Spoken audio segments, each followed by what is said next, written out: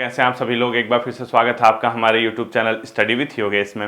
आज से आपकी आरओ और एआरओ की प्रीलिम्स को लेके, हालांकि थोड़ा बहुत जीएस तो मेंस में भी काम आएगी उसकी क्लासेस शुरू हो रही हैं और कितनी क्लासेज आएंगी मैं ये नहीं कह सकता, लेकिन आपके जो एग्ज़ाम है यानी आपका जो प्रीलिम्स है वहाँ तक रेगुलरली आपके लिए क्लासेज आएंगी। इसके अलावा जो बंदी रक्षक वाले छात्र हैं काफ़ी परेशान हो रहे कि सर हमारे लिए क्लास नहीं आ रही, तो करंट अफेयर की क्लासेस आपकी शुरू हो जाएंगी कुछ दिनों में, क्योंकि आपका एग्जाम शायद 15 अक्टूबर को है। 45 दिन आपके पास बचे हैं, तो 2-3 क्लासेस में करंट अफेयर की आप लोगों को दूंगा। उससे पहले आप लोग क्या करना, जो पहले मैंने करंट अफेयर पढ़ाई हुई है आप फोल्डर पे जाके, प्लेलिस्ट पे जाके जो नेशनल इंटरनेशनल करंट अफेयर वाला पोर्शन है उसको आप जरूर देखिएगा, ठीक है। बाकी जैसे जो बंदी रक्षक के छात्र कह रहे सर हमारे लिए भी कुछ कीजिए, उसमें बच्चों आप खुद सोचिए, उत्तराखंड पूरी पढ़ाई है, आपने खुद पढ़ी होगी। जीएस लगभग एनसीईआरटी और जो मटेरियल है कहाँ कहाँ से आता है वो मैंने आपको बताया हुआ है।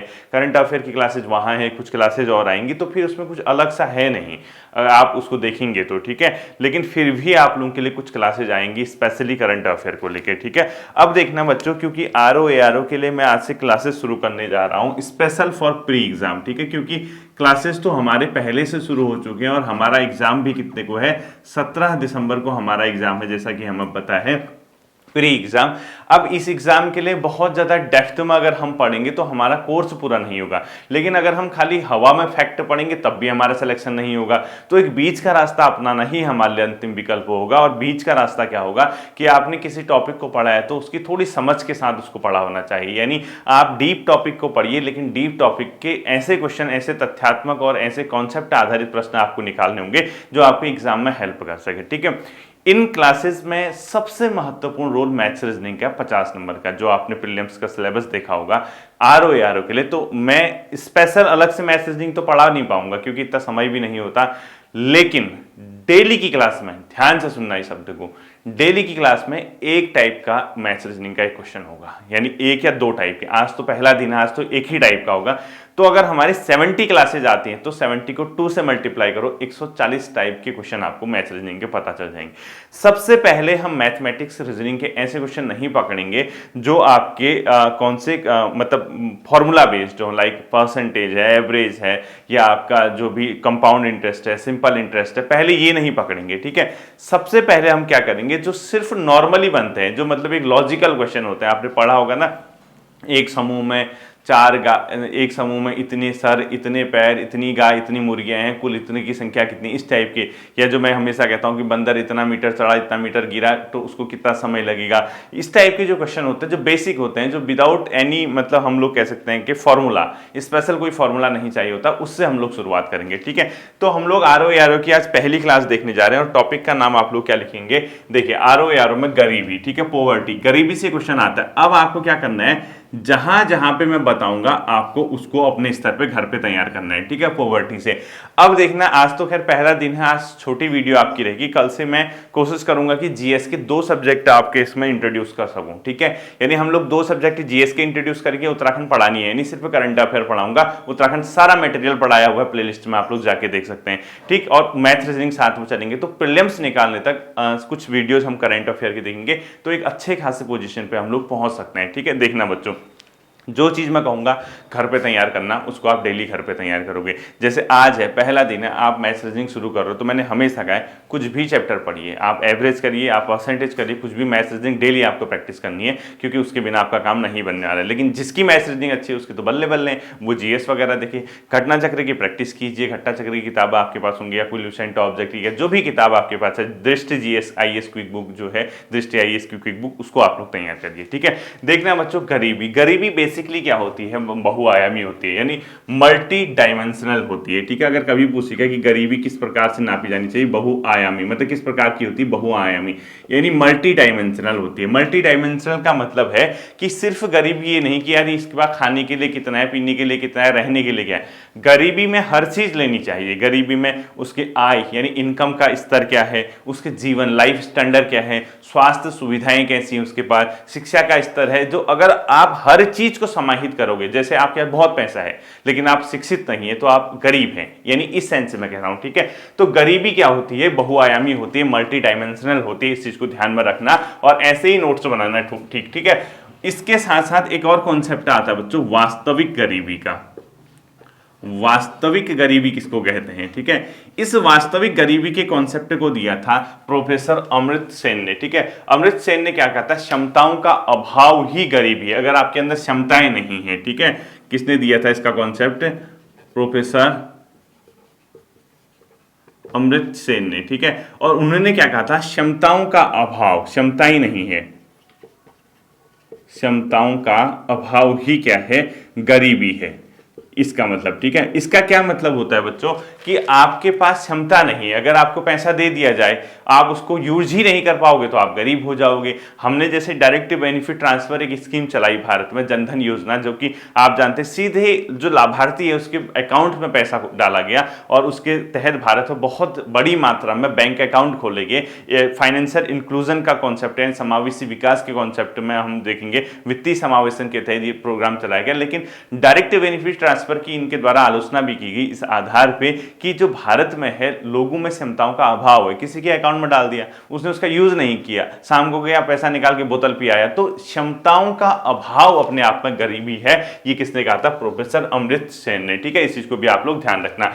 इसके अलावा बच्चों जो संयुक्त राष्ट्र विकास कार्यक्रम है उसके द्वारा भी बहुआयामी निर्धनता सूचकांक जारी किया जा रहा है, जिसके अंतर्गत शिक्षा, स्वास्थ्य और जीवन स्तर से जुड़े हुए 10 मानकों का प्रयोग किया जाता है, ठीक है। लिखो यूएनडीपी द्वारा, अगला पॉइंट, ठीक है, ये ऐसे ही पढ़ना पड़ेगा, यूएनडीपी द्वारा बहुआयामी यानी मल्टी बहुआयामी गरीबी सूचकांक। आज तो पहला दिन है इसलिए मैसेजिंग का भी एक ही टॉपिक, मतलब एक ही टाइप का क्वेश्चन और इसका भी है, ठीक है। यूएनडीपी द्वारा बहुआयामी गरीबी सूचकांक हेतु शिक्षा, देखो एजुकेशन, हेल्थ, स्वास्थ्य व जीवन स्तर से जुड़े हुए 10 मानक का प्रयोग, वह जीवन स्तर, लाइफ स्टैंडर्ड क्या है उसका, ठीक है, से जुड़े 10 मानकों का प्रयोग किया जा रहा है। अब देखो तैयारी कैसे होती है, यूएनडीपी नाम आया तुरंत आपको ढूंढना है इसकी स्थापना, कौन करेगा ये काम, आप करोगे ना घर पे बैठ के। स्थापना कब हुई थी, कार्य क्या है इसके, और इसके द्वारा एक आपने सुना होगा यूएनडीपी मानव विकास सूचकांक जारी करता है, उसके बारे में आपको पढ़ना है। यूएनडीपी के मानव विकास सूचकांक एचडीआई के बारे में, यानी ह्यूमन डेवलपमेंट इंडेक्स क्या है, भारत की रैंक क्या है, ये सब आप यहीं पे तैयार करोगे, ठीक है। तभी तो आप एक समग्र रूप से तैयारी कर पाओगे ना। ये क्वेश्चन आप खुद तैयार करोगे, मैं यही तो बता सकता हूँ। गाइडेंस का मतलब क्या होता है, हर चीज अगर मैं इसमें टाइम बर्बाद कर दूं तो आप कैसे समझ पाओगे। यूएनडीपी कब बना, इसका मुख्यालय क्या है, एसडीआई क्या होती है, ह्यूमन डेवलपमेंट इंडेक्स यानी मानव विकास सूचकांक क्या होता है, भारत की इसमें 2023-22 में कौन सी रैंक आई थी, एसडीआई में के मानक कौन कौन से हैं, ठीक है। ह्यूमन डेवलपमेंट इंडेक्स यानी मानव विकास सूचकांक के मानक कौन कौन से मानक इसमें लिए जाते हैं वो आपको चेक करना है। किसके द्वारा ये शुरू किया गया था, महबूबुल हक कौन था, कब से इसके द्वारा ये एसडीआई के मानक शुरू किए गए, ये भी आपको इसमें चेक करना है, ठीक है। अब देखो बच्चों बेसिकली गरीबी के 3 प्रकार होते हैं, ठीक है, यानी अब ये पढ़ना शॉर्ट में ही है। गरीबी की बेसिकली 3 प्रकार की गरीबी होते हैं। एक को बोलते हैं निरपेक्ष गरीबी, एक को बोलते हैं सापेक्षिक गरीबी और एक को बोलते हैं मानवीय गरीबी। यानी निरपेक्ष का मतलब होता है एब्सोल्यूट पॉवर्टी, दूसरे को बोलते हैं सापेक्षिक गरीबी अर्थात कौन सा रिलेटिव पॉवर्टी, और तीसरा मानवीय ह्यूमन पॉवर्टी, ठीक है। यानी निरपेक्ष गरीबी लिखो यानी एब्सोल्यूट पॉवर्टी, सापेक्षिक गरीबी लिखो, सापेक्षिक यानी अपने आप में जहां पे आप क्या करते हैं, कंपेयर करते हैं, ठीक है। और तीसरा लिखो मानवीय गरीबी, ठीक है। अब देखो जो निरपेक्ष गरीबी है बच्चों, निरपेक्ष गरीबी मतलब एब्सोल्यूट का मतलब होता है, इसमें क्या चेक किया जाता है, ऊर्जा की आवश्यकता भी पूरी नहीं होती। जब इंसान की इस गरीबी का स्तर यह है कि वो अपना पेट नहीं भर पाता, उसको जिस एनर्जी की आवश्यकता है वो भी पूरी नहीं हो पाती, तो उसको बोलते हैं निरपेक्ष गरीबी यानी एब्सोल्यूट पॉवर्टी, ठीक है। लिखो ऊर्जा की आवश्यकता भी पूरी नहीं, ऊर्जा की आवश्यकता भी पूर्ण नहीं होती इसमें, ठीक है, भी पूर्ण नहीं तब कौन सी गरीबी हो जाएगी अपने आप में, ऊर्जा की आवश्यकता भी पूर्ण नहीं होगी, तो निरपेक्ष गरीबी होगी। मानवीय गरीबी के अंतर्गत आप किस चीज को लोगे बच्चों, ठीक है, मानवीय गरीबी में आता है बच्चों ऊर्जा के साथ साथ शिक्षा, स्वास्थ्य आदि का भी क्या होता है वो आवश्यकता, यानी ऊर्जा के साथ साथ आप शिक्षा, स्वास्थ्य आदि भी क्या करोगे, शामिल करोगे, और ये नहीं है तो आप मानवीय गरीब है, यानी अच्छा मानव जीवन हेतु इसका प्रयोग किया जाता है। ठीक है, लिखो ऊर्जा के साथ साथ शिक्षा और स्वास्थ्य की आवश्यकता भी होती है इसमें, अगर नहीं है तो मानवीय गरीब हो। ठीक है, ऊर्जा के साथ साथ शिक्षा,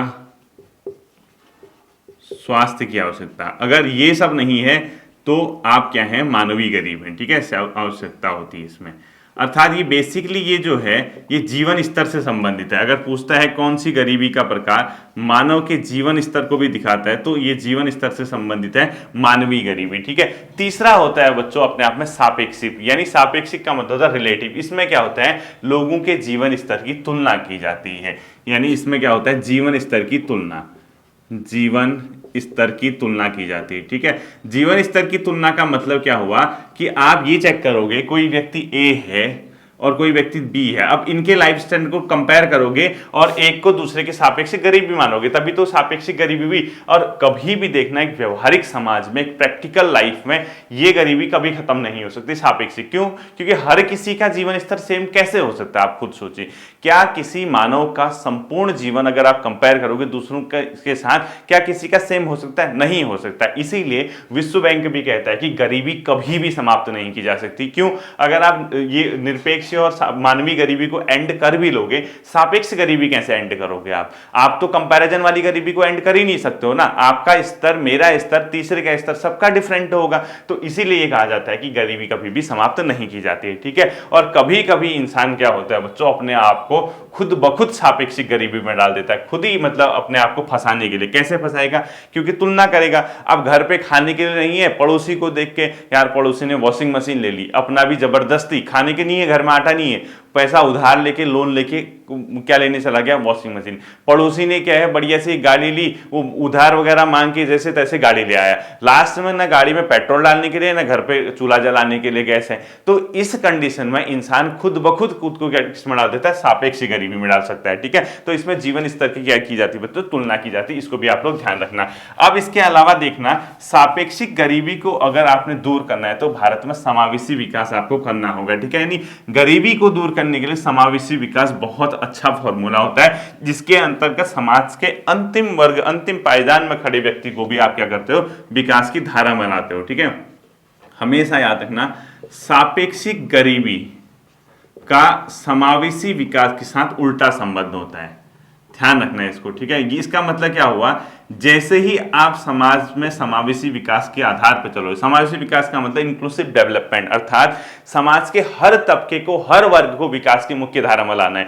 कोई भी वर्ग पीछे छूटा तो आप तुलना करोगे, एक पीछे छूट गया एक आगे, तो सापेक्ष गरीबी बढ़ जाएगी। इनका उल्टा संबंध, ये बढ़ेगा तो ये घट जाएगा, ये घटेगा तो ये बढ़ जाएगा, इसीलिए इसको नीचे दिखाया है। ठीक है, इनका उल्टा संबंध होता है, तो ध्यान रखना है इसको। समावेशी विकास से हम सापेक्षिक गरीबी को दूर करते हैं। ठीक है, अब भारत में गरीबी का मापन कैसे किया जाता है, भारत में लिखो गरीबी मापन, भारत में गरीबी का मापन कैसे किया जाता है अगर क्वेश्चन पूछता है तो ध्यान रखना, NSSO यानी नेशनल सैंपल सर्वे ऑफिस के द्वारा शीर्ष गणना अनुपात, हेड काउंट रेशियो के द्वारा इसका प्रयोग किया जाता है। ठीक है, लिखो NSSO द्वारा, NSSO द्वारा शीर्ष गणना अनुपात, शीर्ष गणना अनुपात। अगर कोई भी क्वेश्चन पूछेगा भारत में गरीबी का मापन किस आधार पर किया जाता है, तो आपका आंसर हो जाएगा शीर्ष गणना अनुपात। ठीक है, इसको बोलते हैं हेड काउंट रेशियो, HCR। ठीक, तो भारत में गरीबी का मापन करने के लिए शीर्ष गणना अनुपात का प्रयोग किया जाता है। और अब यहां पे NSSO लिखा, क्या है, कब बना, कौन करेगा ये काम, मुख्यालय कहां है, ठीक है, ये खुद आपको करने होंगे बच्चों ये काम, वरना नहीं हो पाएगा। NSSO, national sample survey office, यानी राष्ट्रीय प्रतिदर्श सर्वेक्षण कार्यालय, इसका फुल फॉर्म है राष्ट्रीय प्रतिदर्श सर्वेक्षण कार्यालय। इसके द्वारा शीर्ष गणना अनुपात का प्रयोग किया जाता है गरीबी के मापन के लिए। अब आप कहोगे सर शीर्ष गणना अनुपात क्या होता है? इसमें क्या होता है बच्चों, निर्धनों की कुल संख्या को जनसंख्या के प्रतिशत के रूप में व्यक्त किया जाता है। यानी ये देखा जाएगा कि कुल जनसंख्या में निर्धन प्रतिशत कितना है। ठीक है, निर्धनों की कुल संख्या को, निर्धनों की कुल संख्या को जनसंख्या के प्रतिशत के रूप में व्यक्त किया जाता है। यानी परसेंटेज देखेंगे आप, जनसंख्या के प्रतिशत के रूप में, प्रतिशत के रूप में व्यक्त हम लोग करेंगे, तो उसमें क्या हो जाएगा आपका हेड काउंट रेशियो में निर्धनों की कुल संख्या को जनसंख्या के प्रतिशत के रूप में आपने व्यक्त कर दिया। भारत में इसका तरीका है। ठीक है, अब देखना बच्चों, निर्धन पहचान हेतु भारत में कौन सी विधि अपनाई जाती है? खर्च अथवा उपभोग विधि मोस्ट इंपोर्टेंट करता है। लिखो, भारत में निर्धन की पहचान किस आधार पर? ये तो मापन है, ये तो मापा गया किस आधार पर, लेकिन पहचान कैसे करोगे आप, कौन निर्धन है? निर्धन की पहचान, निर्धन की पहचान हेतु किस विधि का प्रयोग किया जाता है पूछेगा? खर्च यानी एक्सपेंडिचर अथवा उपभोग विधि, कितना वो कंज्यूम कर रहा है। ठीक है, उपभोग विधि। भारत में ये बहुत इंपॉर्टेंट क्वेश्चन है। ठीक है, गरीबी की पहचान हेतु खर्च अथवा उपभोग विधि का प्रयोग किया जाता है। यानी एक्सपेंडिचर, यानी कोई व्यक्ति उसका एक फॉर्मूला रख लिया कि पर डे अगर इस शहरी क्षेत्र में जो अर्बन इलाके हैं वहां इतना रुपया खर्च कर पा रहा तो वो गरीब नहीं है, इतने रुपए से कम खर्च कर रहा तो वो गरीब है, या इतने रुपए तक क्या वो अगर कैलोरी ले रहा तो वो गरीब नहीं है, इससे कम अगर कैलोरी ले रहा तो वो गरीब है। ठीक है, इस तरीके से आपको ये सब नहीं जानना है, अभी जितना मैं बता रहा हूं उतना ध्यान रखना। ठीक, अब देखना बच्चों, जो नीति आयोग होता है उसने क्या किया, ग्रामीण व शहरी क्षेत्रों हेतु निर्णायक एमपीसी यानी मंथली पर कैपिटा एक्सपेंडिचर का निर्धारण किया है। ठीक है, लिखो, गरीब निर्धन की पहचान इस आधार पर की जाती है। कौन पहचान करता है, किस फॉर्मूले के आधार पर? नीति आयोग द्वारा, नीति आयोग द्वारा ग्रामीण व शहरी क्षेत्रों में, ग्रामीण व शहरी क्षेत्रों में मंथली पर कैपिटा एक्सपेंडिचर का निर्धारण, एमपीसीई का निर्धारण। अगर कभी क्वेश्चन पूछता है भारत में गरीबी की पहचान के हेतु इनमें से किसके द्वारा मंथली यानी मासिक पर कैपिटा एक्सपेंडिचर यानी मासिक प्रति व्यक्ति खर्च का फॉर्मूला मतलब बनाया गया है, वो किसके द्वारा? नीति आयोग के द्वारा। यानी इसको इंग्लिश में लिख लो, मंथली पर कैपिटा एक्सपेंडिचर। इसका सीधा सीधा मतलब क्या है बच्चों कि आप एक महीने में कितना खर्च कर पा रहे हैं। ये सर्वे होते हैं, सर्वे अब आप बहुत बड़ी बात नहीं है बच्चों, सर्वे वगैरह करने का कार्य किया जाता है, उसके आधार पर देखा जाता है कि सामने वाला मंथली कितना एक्सपेंडिचर कर पा रहा है। एमपीसी यानी मंथली पर कैपिटा एक्सपेंडिचर, यानी मासिक रूप से प्रति व्यक्ति जो है पर कितना यहाँ पे खर्च कर पा रहा है। ठीक है, अब देखो बच्चों, भारत में जो HCR है, हेड काउंट रेशियो है, वो क्या है? खर्च आधारित है। यानी उसमें ये देखेंगे भारत में कि कोई व्यक्ति खर्च कितना कर रहा है, उसके आधार पर वो गरीब का निर्धारण होगा। ठीक है, लिखो, नोट करके लिखो, भारत में HCR खर्च आधारित, हेड काउंट रेशियो। ठीक है, भारत में HCR जो है खर्च आधारित है। ये पहली बार सुन रहे होंगे इस टाइप की चीजें आप लोग, मुझे लगता है, क्योंकि होता क्या है, हम लोग खाली हवा में पढ़ेंगे तो नहीं होगा। अब मैं यहाँ पे खड़े होके आपको भारत छोड़ो आंदोलन, असहयोग आंदोलन, सविनय अवज्ञा आंदोलन, बंगाल विभाजन, ये सब पढ़ा के क्या करूंगा बताओ? वही घिसे पिटी चीजें, कुछ ऐसा या तो आपके काम आए या आपका अनुभव उससे जनरेट हो। यानी आपको कभी मात ना, अब यही थोड़ा कि यही क्वेश्चन पेपर में आ जाएगा, जरूरी थोड़ा, लेकिन आ गया तो आप फेल ना हो। यानी बेसिक चीजें आपको पता है, एडवांस आप कर रहे हो, यहाँ नहीं तो मेंस में काम आएगा। मेंस खाली आरओ का प्री निकलने से सिलेक्शन हो जाता तो सब निकालने की कोशिश करते, प्री के बाद आधे का मन तो फॉर्म भरने में होगा ही नहीं, क्योंकि उनको पता है कि हम नहीं कर पाएंगे। लेकिन जिसका मन है उसको पूरा एफर्ट लगाना है, इसको सिर्फ यहां से लिंक नहीं करना, आपको 200 नंबर के मेंस के साथ इसको लिंक करना है, ताकि आपका प्री भी निकले, मेंस भी निकले, अंतिम रूप से आप चयनित हो सके। ठीक है, तो HCR जो है भारत में बच्चों खर्च आधारित है, इस चीज को आप लोग ध्यान रखिएगा। ठीक है, जबकि विश्व बैंक वगैरह क्या करते हैं, वो आय विधि का प्रयोग करते हैं। अब देखना, भारत में क्या किया गया बच्चों, 2 कमिटीज बनाएगी जो बहुत चर्चा में रही थी। एक का नाम था तेंदुलकर समिति, एक का नाम था रंगराजन समिति। ठीक है, जो तेंदुलकर समिति 2009 के समय उसका गठन किया गया, 2011-12 में उसने अपनी रिपोर्ट दी। देखना, भारत में तेंदुलकर विशेषज्ञ दल का गठन लिखो, गरीबी हेतु था ये। ठीक है, अगर पूछेगा किस चीज का था, भारत में तेंदुलकर विशेषज्ञ दल यानी एक्सपर्ट जो अपने आप में क्या होते हैं, ग्रुप बनाते हैं। ठीक है, ये तेंदुलकर विशेषज्ञ दल का गठन किया गया था बच्चों। ये गरीबी के विधि में बदलाव हेतु यानी गरीबी का मापन किस आधार पर किया जाए उसके लिए इसका गठन किया गया था। इसने क्या किया बच्चों, 2011-12 में एमपीसीई के आधार पर, ये गठन तो 2009 की कमेटी है इसकी और 2000 गठन हुआ था इसका 2009 में। ठीक है, इसने 2011-12 में अपनी रिपोर्ट दी, किसकी रिपोर्ट है। इस रिपोर्ट में इसने क्या कहा, जो नीति आयोग द्वारा मंथली पर कैपिटा एक्सपेंडिचर, इसका जो अपने आप में क्या किया था नीति आयोग ने जो निर्धारण किया था, इसने कहा शहरी क्षेत्रों में और ग्रामीण क्षेत्रों में इसने क्या निकाला, इसने बोला देखो दो चीजें हैं, एक बोला ग्रामीण क्षेत्र, एक बोला शहरी क्षेत्र। ठीक है, ये बहुत चर्चा में रहा था।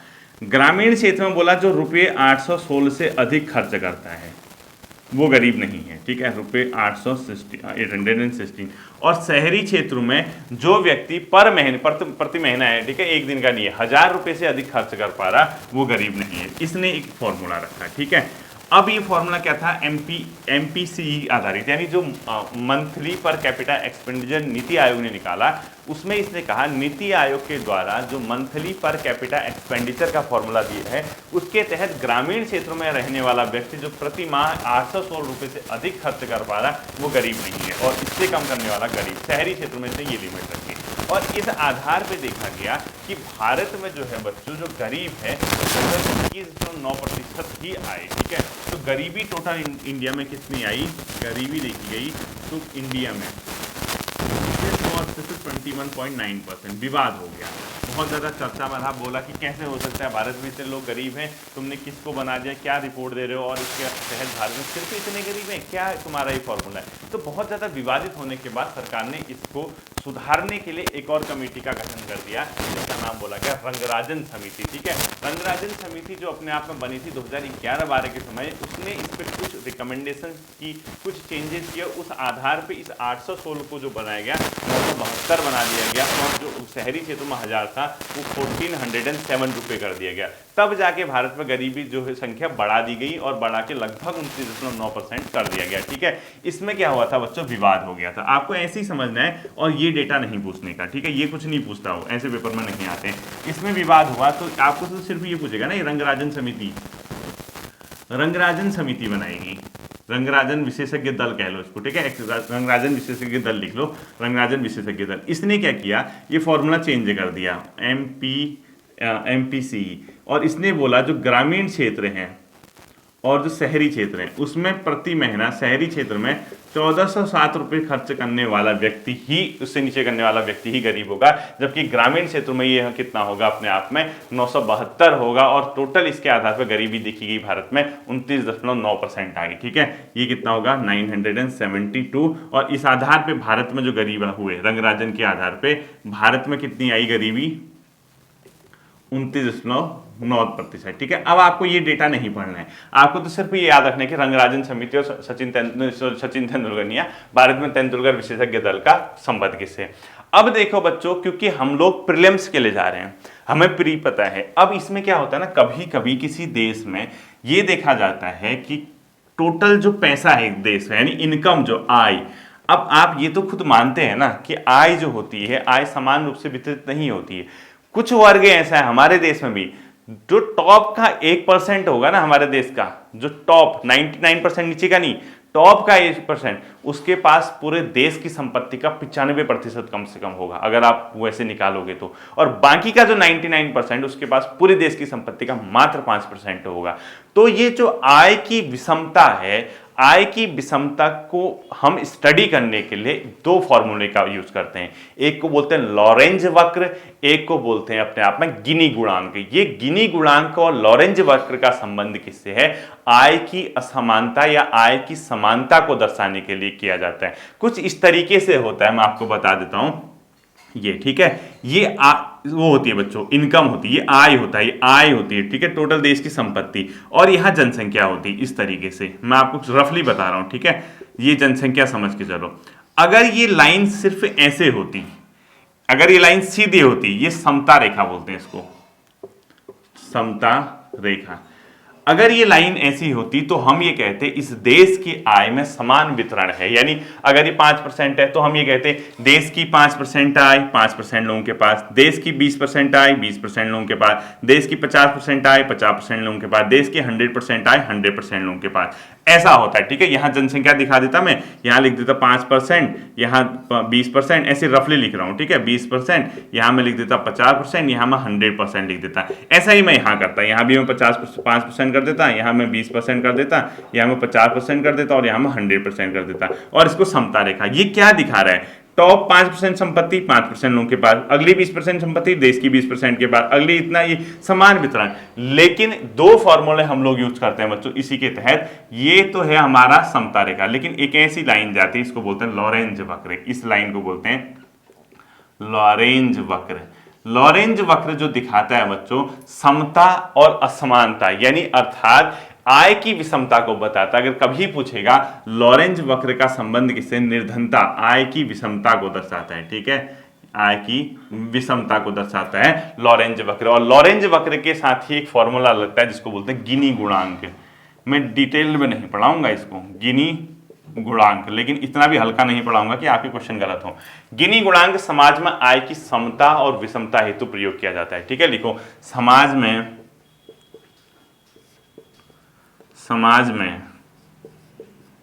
आय की समता वह विषमता को दर्शाता है, वह विषमता को दर्शाता है। ठीक है, यानी बच्चों ये फॉर्मूला क्या होता है वो छोड़ दो, आप सिर्फ इतना समझो, निर्धनता। ठीक है, गिनी गुणांक की वैल्यू 0 से 1 के मध्य होती है, याद रखना।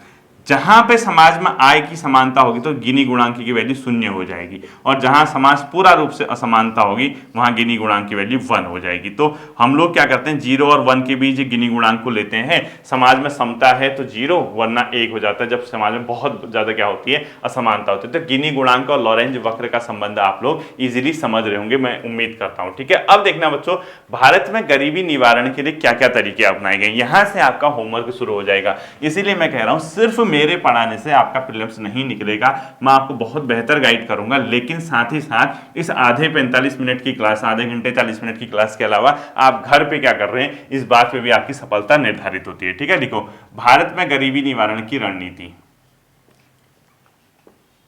भारत में गरीबी निवारण, ठीक है, की रणनीति। आखिर भारत में जो गरीबी का निवारण है इसके लिए क्या अपनाया जाता है, क्या तरीके। पहला बच्चों देश की ग्रोथ पे ध्यान दिया जाता है, यानी समृद्धि पे ध्यान दिया जाता है। अगर ग्रोथ होगी, राष्ट्र की आय बढ़ेगी, इनकम बढ़ेगी, ग्रोथ होगी, तो वो आय कहीं ना कहीं इसी देश के लोगों में रोजगार को जनरेट करेगी, लोगों में समृद्धि आएगी, लोगों में परचेजिंग पावर बढ़ेगी, कहीं ना कहीं वो गरीबी के स्तर से ऊपर उठ सकते हैं। अर्थात पहला जो तरीका है बच्चों उसके लिए क्या है, ट्रिकल डाउन दृष्टिकोण। ठीक है, लिखो ट्रिकल डाउन दृष्टिकोण। जैसे आपने पढ़ा था हिस्ट्री में ट्रिकल डाउन थ्योरी ना, वो शिक्षा से संबंधित थी वो। ठीक है, ऐसे ही ट्रिकल डाउन दृष्टिकोण है जो समृद्धि पर आधारित है, यानी समृद्धि इसके अंदर चेक किए जाते हैं। ठीक है, समृद्धि आधार, समृद्धि बढ़ाने पर जोर, समृद्धि बढ़ाने पर बल दिया जाता है, यानी ग्रोथ बढ़ाने पर बल दिया जाता है। अगर ऊपर के स्तर पे ग्रोथ होगी तो नीचे वो खुद छन छन के बढ़ेगी, लोगों को रोजगार देगी। ठीक है, दूसरा बच्चों श्रम रोजगार पर ध्यान दिया जाता है। श्रम रोजगार, श्रम रोजगार मतलब ऐसी परियोजनाएं देश में चलाई जाती हैं जिससे लोगों को श्रमिक रोजगार मिले। जैसे मनरेगा। मनरेगा क्या है, एक ऐसी स्कीम जहां पे श्रम को रोजगार मिलता है, लाइक मनरेगा। देखो अब आप मनरेगा के बारे में पूरी डिटेल पढ़ोगे, मैं थोड़ा ना पढ़ूंगा मनरेगा के बारे में। मनरेगा नाम लिख दिया तो मनरेगा के बारे में कंप्लीट डिटेल, कब से मनरेगा शुरू हुआ, महात्मा गांधी के नाम से कब से शुरू हुआ, कितने दिन का रोजगार मिलता है, क्या कंडीशंस हैं, ये मनरेगा के बारे में पूरी डिटेल पढ़ लेना आज, पूर्ण डिटेल। ऐसे ही तैयारी होती है बच्चों, जहां पर वर्ड आया वहीं इसको खल्लास करने का। ठीक है, पूर्ण डिटेल मनरेगा के बारे में। इसके अलावा काम के बदले अनाज, संपूर्ण ग्रामीण रोजगार योजना, ये सारी योजनाएं लिखो। काम के बदले अनाज, काम के बदले अनाज, ये स्कीम। ठीक है, काम के बदले अनाज आदि, संपूर्ण ग्रामीण रोजगार योजना, इस टाइप की चीजें आपको यहाँ पे देखनी पड़ेंगी। ठीक है, इसके अलावा बच्चों स्वरोजगार पे ध्यान दिया जाता है भारत में। स्वरोजगार, लोगों को बहुत कम किफायती दरों पे क्या दिया जाता है, ऋण दिया जाता है, लोन दिया जाता है, यानी जिसके तहत कई स्वर्ण जयंती ग्राम स्वरोजगार योजना, पहला लिखो इसके अंदर, तो स्वरोजगार के अंदर पहला लिखो आप लोग स्वर्ण जयंती ग्राम स्वरोजगार योजना, ये खुद ढूंढने की कम शुरू हुई थी, स्वर्ण जयंती ग्राम स्वरोजगार योजना, स्वरोजगार योजना, ठीक है। ऐसी स्कीम खुद आप लोग क्या करोगे, सर्च करोगे। और देखना आज क्या करना है आपको घर पे, भारत में गरीबी निवारण हेतु शुरू की गई योजनाएं, भारत में गरीबी निवारण हेतु शुरू की गई योजनाएं, काम के बदले अनाज, मनरेगा, ये सब जितने भी हैं सब पढ़ने, और जो लिखा रहा हूं वो तो पढ़ने ही पढ़ने, ठीक है। तो स्वर्ण जयंती ग्राम स्वरोजगार योजना लिख लो। इसके अलावा राष्ट्रीय ग्रामीण आजीविका मिशन लिखो, राष्ट्रीय ग्रामीण, national rural livelihood mission, NRLM, ये मोस्ट इंपोर्टेंट है, ठीक है। राष्ट्रीय ग्रामीण आजीविका मिशन, इसके अलावा मुद्रा योजना, स्टार्टअप योजना, ये सब इसी के अंदर है जिसमें लोगों को स्वरोजगार मिल सके किफायती दरों में, ठीक है। मुद्रा योजना, स्टार्टअप योजना आदि, ठीक है। ये सब आपको खुद तैयार करने पड़ेंगे, ये कब से कब शुरू हुई, ठीक है। इसके अलावा बच्चों सस्ती दरों पे खाद्यान्न उपलब्ध कराया जाता है भारत में, फोर्थ लिखो, सस्ती दरों पे खाद्यान्न उपलब्ध, सस्ती दरों पर खाद्यान्न उपलब्ध। और ऐसे ही अगर आप 10 मतलब 50 60 70 80 दिन पढ़ोगे तो आपका आरोपी बहुत इजीली निकलेगा। सस्ती दरों पर खाद्यान्न उपलब्ध, जैसे सार्वजनिक वितरण प्रणाली, यानी जो पीडीएस सिस्टम है आपका, टीपीडीएस है यानी लक्षित सार्वजनिक वितरण प्रणाली, अंत्योदय अन्न योजना लिखो, सस्ती दरों पर खाद्यान्न योजना, पीडीएस प्रणाली करो, सार्वजनिक वितरण प्रणाली जिसको बोलते हो आप, सार्वजनिक वितरण प्रणाली। इसके अलावा लक्षित सार्वजनिक वितरण प्रणाली, टीपीडीएस कब से शुरू हुई पढ़ लेना है, ठीक है। अंत्योदय योजना, अंत्योदय अंत्योदय अन्न योजना, अटल खाद्य मिशन, अंत्योदय अन्न योजना, और उत्तराखंड में भी जैसे अटल खाद्य मिशन, ये कब से शुरू हुए आप खुद इसको चेक करोगे, ठीक है। अटल खाद्य मिशन, कोई आपसे ये थोड़ा ना पूछ रहा है कि भारत में क्या क्या किया जाता है, आपसे तो सीधे पूछेगा ना मनरेगा के बारे में, काम के बदले अनाज के बारे में, मुद्रा योजना। हम तो मैं सिर्फ आपको ये बता रहा हूँ कि ये चीजें आपको देखनी है आज के दिन, ठीक, गरीबी का भी हो जाएगा। इसके अलावा राष्ट्रीय खाद्य सुरक्षा मिशन लिखो, नेशनल फूड सिक्योरिटी एक्ट 2013 का, ठीक है, इसके बारे में पढ़ना है, नेशनल फूड सिक्योरिटी एक्ट यानी राष्ट्रीय खाद्य सुरक्षा अधिनियम 2013, इसके बारे में भी थोड़ा आप लोग देख के जाना है, ठीक है। और लास्ट लिखो बच्चों सहायता आधारित दृष्टिकोण, यानी सामाजिक सहायता आधारित दृष्टिकोण लिख लो। अगला क्या लिखोगे, सामाजिक सहायता आधारित दृष्टिकोण, लास्ट लिखना सामाजिक सहायता आधारित दृष्टिकोण, लिखा आपने सामाजिक सहायता आधारित दृष्टिकोण। इसके अंतर्गत क्या होगा कि जो समाज है उसको किफायती या बहुत न्यून दर पे बीमा वगैरह कराया जाता है, ठीक है। लिखो सामाजिक सहायता आधारित दृष्टिकोण, आधारित दृष्टिकोण, ठीक है। इसके अंदर आप क्या लिखोगे, लिखो इसमें अटल पेंशन योजना, अटल पेंशन योजना, ठीक। इसके अलावा आप लोग क्या लिखोगे, प्रधानमंत्री बीमा योजना, प्रधानमंत्री बीमा योजना, ये सब किसने देखनी है, आपने चेक करनी है, ठीक है। इसके अलावा लिखो आप लोग क्या, अटल बीमा योजना, स्वयं स्वावलंबन योजना, ये सब चीजें, अटल बीमा योजना अर्थात स्पेशली जो वर्तमान गवर्नमेंट है सेंटर पे, उनकी 2014 से 2023 तक महत्वपूर्ण योजना, आज का टारगेट ये है, ठीक है। महत्वपूर्ण योजना भी क्या देखनी है, देखो एक तो बीमा आधारित, इसमें आपको क्या पढ़ना मैं बता देता हूं आपको, सिंपल सा आप ये चेक करना कि जो ये स्कीम है किस एज वर्ग के लिए, और इसमें प्रीमियम क्या है, बहुत छोटी राशि देनी पड़ती है, लाभार्थी कौन होंगे, ठीक है। बीमा योजना होगी, इसके अलावा जो मैंने आपको बताया था अभी कौन सा, श्रम आधारित, जिसमें आपको श्रम रोजगार मिलता है। इसके अलावा जो भी मैंने आपको बता रखी है लाइक एक रोजगार होगी, एक बीमा आधारित होगी, और इसके अलावा 2-3 जो और पढ़ा रखे, इसको आप चेक करोगे तो आपका इजीली बन जाएगा, ठीक है। अब देखना लास्ट चीज, भारत में आप लिखो स्वतंत्रता से पूर्व या भारत में गरीबी से संबंधित स्वतंत्रता से पूर्व किसने ये कॉन्सेप्ट दिया था हिस्ट्री में, तो नोट करके लिखो, मैं लिखा नहीं रहा हूं। भारत में स्वतंत्रता से पूर्व दादा भाई नेहरू जी ने गरीबी के आकलन से संबंधित अपनी थ्योरी दी थी, ठीक है। भारत में स्वतंत्रता से पूर्व दादा भाई नेहरू जी ने गरीबी आधारित अपनी संकल्पना प्रस्तुत की थी, इतना आपका काफी है। अब गरीबी से संबंधित महत्वपूर्ण एमसीक्यू तुरंत आज के दिन गूगल करोगे। क्या करोगे? गूगल करोगे। ध्यान है ना, यह जो भी सोर्स है, चाहे घटना चक्र है, जो भी है, उसको आज गरीबी एंड करोगे। ठीक है। दूसरा टॉपिक मैथ्स रीजनिंग, जिससे हमेशा क्वेश्चन आएगा और ये 50 नंबर का है। एक ही टाइप का क्वेश्चन करा देता हूं आज। ठीक है, टाइप 1, क्योंकि इसमें ना बच्चों जिसको मैथ्स रीजनिंग आती है उसका तो बहुत अच्छा है, उसको तो हंसेगा मुझ पे कि सर क्या पढ़ा रहे बच्चों का चीज़। लेकिन आप उन बच्चों की सोचो जिन बेचारों की 10th लेवल के ऊपर मैथ्स रीजनिंग कभी रही नहीं है, जिसके लिए कोई चीज़ टफ होती है ना, फिर वो बहुत टफ बन जाती है अगर उसकी प्रैक्टिस छूट जाती है, और जिसके लिए आसान होती है वो आसान ही रहती है। अब जिसकी मैथ्स रीजनिंग बहुत है ना, बहुत अच्छी, उससे पूछना ज़्यादा उत्तराखंड की ताल और झीलों के बारे में या कुछ ऐसे क्वेश्चन वो नहीं कर पाएंगे। और लेकिन जिसकी मैथ्स रीजनिंग बहुत बेकार है उससे पूछना, वो वहाँ हर किसी का अपना एक दायरा है, तो किसी का उपहास, किसी की मजाक नहीं उड़ानी है, क्योंकि एग्जाम में तो आपको सबने बैठना है, किसी का कोई पॉइंट स्ट्रॉन्ग, किसी का कोई। तो मैथ्स रीजनिंग के अंदर हम टाइप 1 आज एक ही टाइप क्वेश्चन करूंगा, बंदर द्वारा खंबे पर चढ़ने वाला क्वेश्चन। बंदर द्वारा खंबे पर चढ़ने वाला प्रश्न। ठीक है, चढ़ने वाला प्रश्न। ठीक है, 2 क्वेश्चन कराऊंगा, फिर आप समझ जाओगे। ठीक है, कुछ नहीं करना है बच्चों इसमें। देखो, सबसे पहले आप क्वेश्चन लिखो।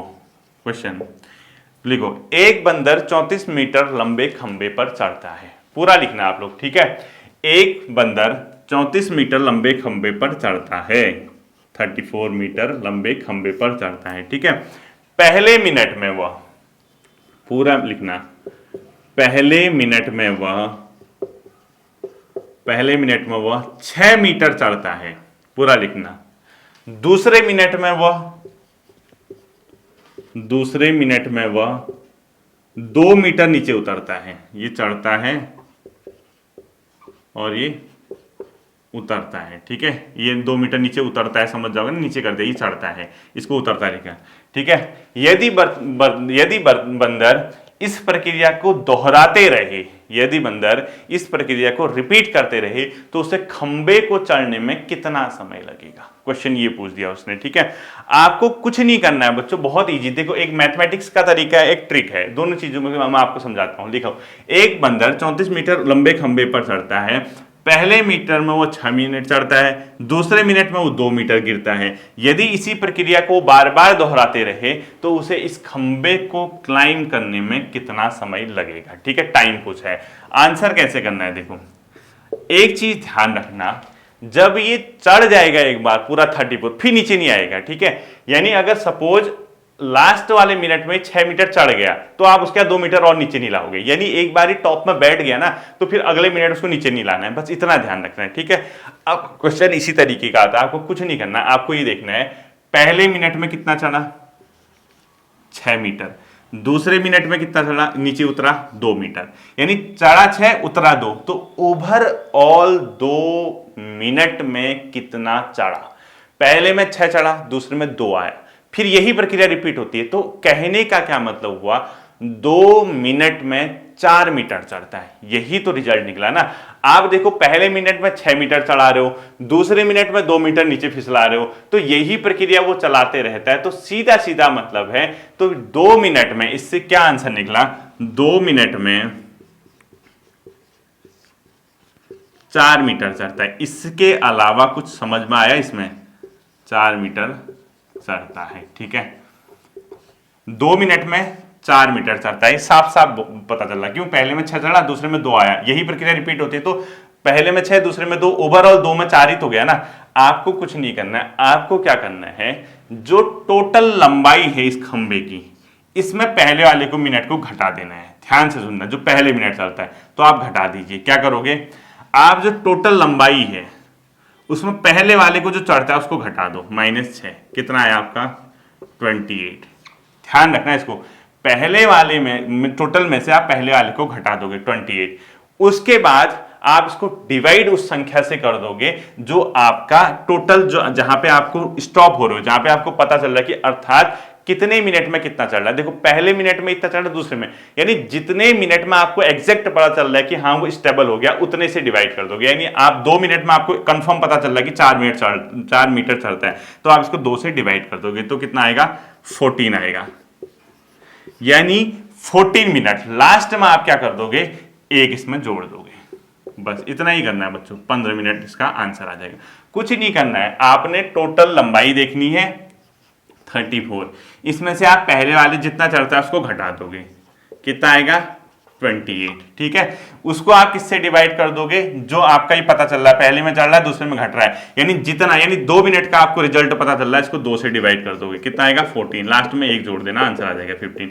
कुछ थोड़ना है, मैथमेटिक ट्रिक होती है, ठीक है। लेकिन अगर इसको कॉन्सेप्ट आधारित बनाया जाए तो फिर कैसे बनाओगे, आपको अगर चलो आप ऐसा नहीं आया वहां बाई चांस इस तरीके से नहीं आए, ठीक है, आपको क्या करना पड़ेगा, आपको ये पता चल गया 2 मिनट में, अभी आपको पता चला 2 मिनट में कितना चढ़ रहा, 4 मीटर, ठीक है। यानी सीधा सीधा पता चल रहा कि 4 मीटर चढ़ने में, देखो 4 मीटर चढ़ने में इसको 2 मिनट लगते हैं, तो 1 मीटर चढ़ने में 1 मीटर का निकालोगे तो ये नीचे आ जाएगा ना, डिवाइड हो जाएगा 2/4।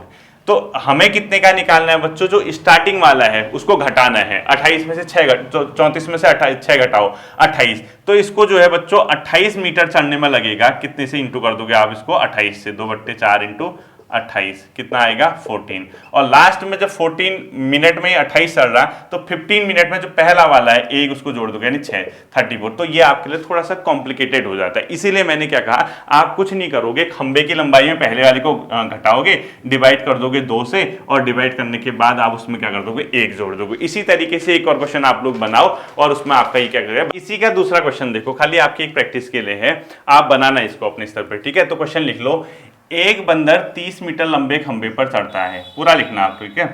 एक बंदर 30 मीटर लंबे खंबे पर चढ़ता है, पहले मिनट में वह 15 मीटर चढ़ा, क्या लिखोगे, पहले मीटर में वह 15 मीटर चढ़ा, पहले मीटर में वह 15 मीटर में चढ़ा, तथा दूसरे मिनट में वह 12 मीटर फिसला, क्या लिखोगे, दूसरे मिनट में वह 12 मीटर फिसला, यानी नीचे आया 12 मीटर, ठीक है, 12 मीटर फिसला। यदि वह इसी प्रक्रिया को दोहराता है, यानी रिपीट, ठीक है, यदि वह यही प्रक्रिया को दोहराता है तो उसे खंबे को पार करने में कितना समय लगेगा, यानी खंबे तक पहुंचने में कितना समय लगेगा, ये क्वेश्चन पूछा है, ठीक है। अब देखो बच्चों, जो पहला तरीका है वो तो वहां पे बैठ गया, लेकिन मैं आपको यही सजेशन दूंगा कि आप इसको एक तरीके से करना। तरीके का मतलब एक प्रॉपर मैथमेटिकल तरीका, आपको इसको सॉल्व कैसे करना है, ठीक है। इसको सॉल्व कैसे करना है वो देखिए आप, आपको कुछ नहीं करना है बच्चों, सिंपल सा है। आप सबसे पहले ये देखोगे एवरेज क्या निकल रहा, पहले में इतना चढ़ रहा, दूसरे में इतना आ रहा, यानी 15 चढ़ा 12 नीचे आ गया। तो कहने का मतलब है 2 मिनट में ये बंदर जो चढ़ता है 3 मीटर चढ़ता है। तो लिखो सॉल्व, ऐसे लिखोगे सीधे, 2 मिनट में 3 मीटर चलता है, यही ना। यानी आपको 3 मीटर चलने में, आपको क्योंकि खंबे की लंबाई निकालनी तो टाइम को इधर रख लेना, समय उधर डाल देना, ठीक है। यानी आपको, क्योंकि ये 30 मीटर है, ठीक है, 30 मीटर, ये आपको ये निकालना है कि इस खंबे को, तो आप सिंपल सा क्या करोगे, आप ऐसे समझो, 2 मिनट में 3 मीटर चलता है, आपको ये किससे पता चला, इससे पता चला। अब इसको सॉल्व करना है कैसे, देखो आपको, क्योंकि खंबे को मीटर में दिया है तो मीटर से शुरू करना। देखो 3 मीटर जाने में लगा बराबर 2 मिनट, ये 3 मीटर चढ़ने में लगा बराबर 2 मिनट, ठीक है। तो हमेशा हम ना मीटर को 1 में लेंगे, जब हम 1 मीटर निकालेंगे तो इसके डिवाइड में चला जाएगा, ठीक है। तो 1 मीटर चढ़ने में लगा बराबर 2/3 मिनट, ठीक। और जैसे ही एक पूछेगा आपको क्या करना है, ये पहले टोटल में से पहले वाले को माइनस कर देना है, उतने का निकालना है, आपको पूरे का नहीं निकालना है। आपको 15 मीटर चढ़ा ना पहला वाला, तो 30 में से 15 कम करो, 15 हुआ, तो आप सीधे उसका निकालोगे, एक के बाद किसका निकालोगे, 15 मीटर चढ़ने में लगा समय निकालोगे, 15 मीटर चढ़ने में लगा समय। तो 15 मीटर में कितना लगेगा, इससे 15 को गुणा कर दोगे, ठीक है, 2/3 इंटू 15, यानी कितना आ गया 5 इंटू 2, यानी 10 मिनट, 10 मिनट, ठीक है। यानी 10 मिनट में ही कितना चढ़ गया, 15 मीटर चढ़ा गया, ठीक है।